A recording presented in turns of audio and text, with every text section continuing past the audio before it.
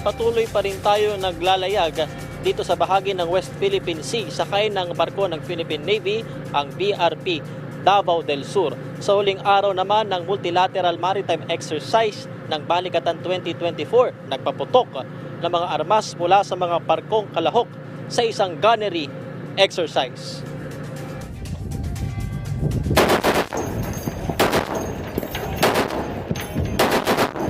Isinagawa ngayong Lunes ang gunnery exercise sa ikalimang araw ng Multilateral Maritime Exercise ng Balikatan 2024 sa bahagi ng West Philippine Sea, higit 30 nautical miles mula sa Quezon, Palawan.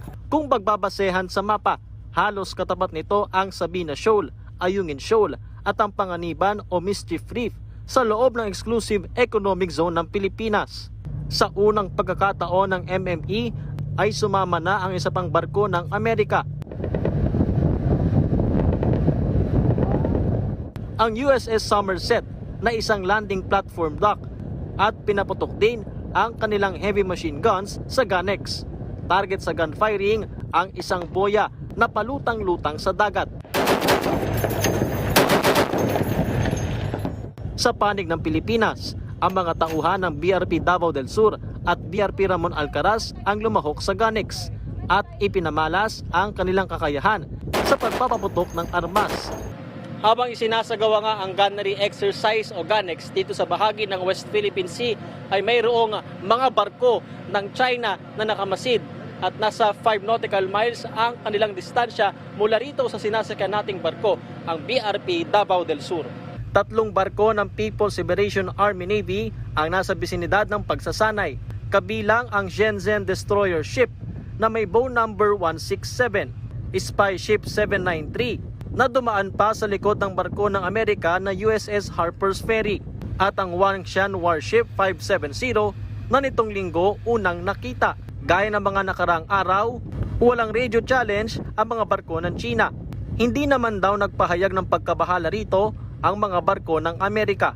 Wala naman sinasabi. Ang focus natin ngayon is about the conduct ng multilateral maritime exercise and yung mga different series for today. Never naman tayo na-intimidate as long as we have conducted yung ating exercise na safe. Yun nga, katulad ng sinasabi ko, as long as we are safe, we were able to perform it together with our counterparts or partners during the multinational maritime exercise. Matapos ang Gunnex, naglayag sa iba't ibang formation ang mga barko, kasama na ang F-734 Vendée Mir ng French Navy. Kasabay nito ang paglipad ng Super Stallion helicopter ng Amerika.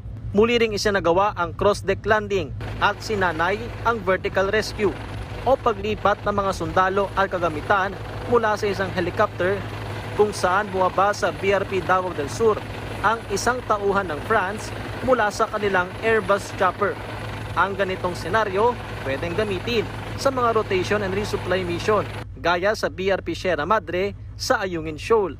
Of course, for the vessels, very important talaga yung pag-conduct ng transfer ng mga personnel and cargoes utilizing yung ating mga helicopters or aircraft. Kontento naman ang kapitan ng BRP Davao del Sur sa mga naging pagsasanay na malaking oportunidad anya para sa kanilang mga tauhan.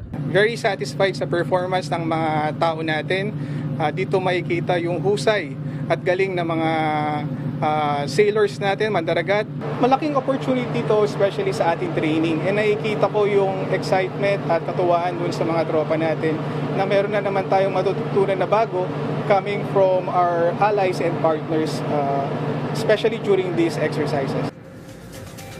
Glacial, 3 araw na tayong nandito sa bahagi ng West Philippine Sea. At sa kabuuan nga mula noong Sabado ay 3 barko ng People's Liberation Army Navy ng China yung ating namataan. Unang nakita ay yung spy ship o surveillance ship ng PLA Navy na may bow number 793. Sinundan ito ng Wangshan Frigate 570 at kanina nga yung destroyer ship na may bow number 167. Claysel, sa kabila naman ito, matagumpay na naisagawa yung iba't ibang aktibidad sa multilateral maritime exercise ng Balikatan 2024. At sa kauna-unahang pagkakataon nga ay makasaysayan ito, Clazel, dahil lumabas yung mga barko ng Pilipinas, Amerika at France sa 12 nautical miles territorial waters ng Pilipinas, pero sa loob ng ating exclusive economic zone.